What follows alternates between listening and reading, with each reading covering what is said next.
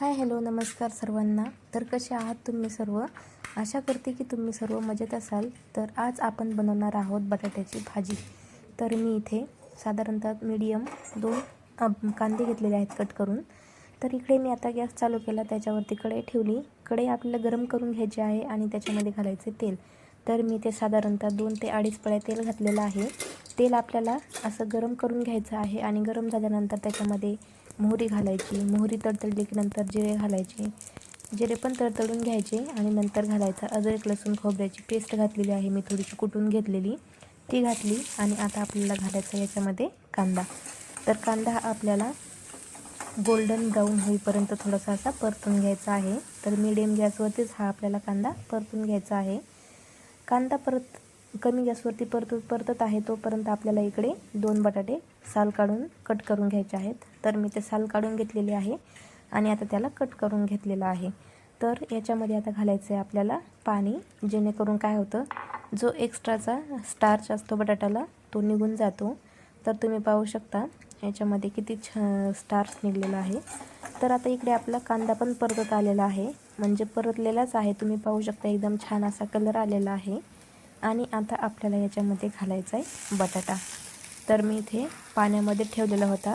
पाण्यामध्ये बटाटा जर ठेवला ना तर तो काळा पडत नाही. त्यामुळे तर अशा प्रकारे मी पूर्ण बटाटा याच्यामध्ये मी घालून घेणार आहे. तर तुम्ही पाहू शकता पूर्ण बटाटा मी कांद्यामध्ये टाकलेला आहे. आणि गॅस आपल्याला यावेळेला कमीच ठेवायचा आहे, जेणेकरून बटाटा हा लवकर खाली चिटकतो कढईला. त्यामुळे तर छान असं आता आपल्याला मिक्स करून घ्यायचं आहे. आणि मिक्स केल्यानंतर काय करायचं आहे, आपल्याला हळद घालायची आणि नंतर घालायचे आपल्याला मीठ. इथे चवीनुसार मीठ घालू शकता. आणि छान असं मिक्स करून घ्यायचे थोडंसं कमी गॅसवरती. तर तुम्ही पाहू शकता बटाट्याला एकदम छान असा कलर आलेला आहे. तर आपल्याला एकदम कमी गॅस करायचा आणि त्याच्यावरती झाकण ठेवून आपल्याला जोपर्यंत बटाटा वाफत नाही तोपर्यंत वाफवून घ्यायचा आहे. तर मी इथे शेंगदाणे अगोदरच भाजून घेतलेले होते, एकदम खरपूसपणे कमी गॅसवरती भाजून घेतलेले आहेत. आणि आता ते आपल्याला मिक्सर जारमध्ये टाकून आपल्याला ह्याची शेंगदाण्याचा कूट करून घ्यायचा आहे. तर मी इथे आता शेंगदाण्याचा जास्त बारीक पण नाही आणि जास्त मोठा पण नाही, तर असा शेंगदाण्याचा कूट करून घेते. तुम्ही पाहू शकता असा रवाळ रवाळ शेंगदाण्याचा कूट इथे मी करून घेतलेला आहे. तर आता पाहूया आपला बटाटा इकडे वाफलेला आहे की नाही. एकदा मिक्स करून घेऊ आणि परत एकदा याला चेक करून पाहू. तर इथे बटाटा हा जास्त वाफलेला नाही आहे, तर आपल्याला परत झाकण ठेवून आपल्याला 4 ते 5 मिनटासाठी अजून बटाटा वाफवून घ्यायचा आहे. तर आता पाहूया बटाटा वाफलेला आहे की नाही. एकदा मिक्स करून घ्यायचं आणि परत चेक करून पाहायचं. तर आता बटाटा आपला छानपैकी वाफलेला आहे. तर आता याच्यामध्ये काही घालायचे, तर आपल्याला सुके मसाले तुम्ही तुमच्या आवडीप्रमाणे मसाले घालू शकता. पण मी इथे जो आपला घरी काळा मसाला केलेला असतो ना, तो काळा मसाला घातलेला आहे 1 चमचा. आणि नंतर मटन मसाला असतो ना, सुहाना मटन मसाला, तो घातलेला आहे थोडासा अर्धा चमचा.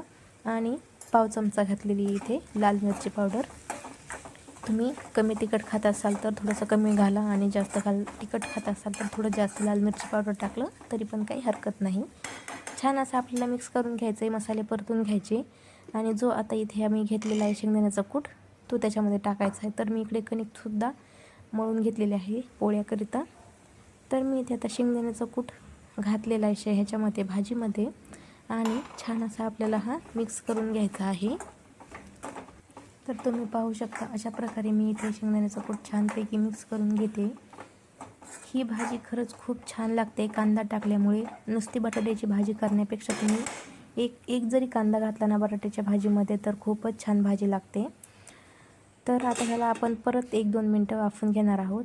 तर तुम्ही पाहू शकता एकदम छान असा आपलं बटाट्याची भाजी तयार झालेली आहे. तर ही भाजी तुम्ही भाकरीसोबत किंवा पोळीसोबत खाऊ शकता. खूप छान लागते आणि भातासोबतसुद्धा तोंडी लावण्यासाठी खूप छान लागते.